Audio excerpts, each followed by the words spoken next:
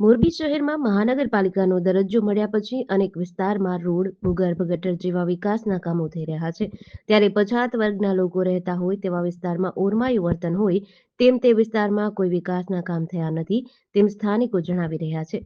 આ બાબતે વાત કરીએ તો સામાકાંઠા વિસ્તારમાં સુઓરડી વિસ્તારની પાછળ આવેલા ઉમિયાનગર મુખ્ય રોડ અને ભડિયાદ રોડ ઉપર દલિત સમાજ, ભીલ અને આદિવાસી સમાજ સહિતના પછાત વર્ગના લોકો રહે છે. તે વિસ્તારમાં રોડની સુવિધા નથી કે ભૂગર્ભ ગટરની પણ યોગ્ય સુવિધા નથી.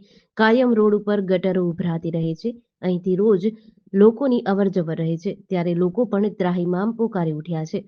બાઇક કે અન્ય વાહન ભૂગર્ભ ગટરના ગંદા પાણીમાંથી પસાર થાય છે ત્યારે પાણીની દુર્ગંધ આજુબાજુના વિસ્તારોમાં પ્રસરે છે. લાંબા સમયથી રજૂઆત કરી છે છતાં મહાનગરપાલિકા દ્વારા ધ્યાન આપવામાં આવતું ન હોય. આ વિસ્તારમાં પછાત વર્ગના લોકો રહેતા હોય મહાનગરપાલિકાનું ઓરમાયું વલણ રાખવામાં આવે છે તેવો આક્ષેપ કરાયો છે.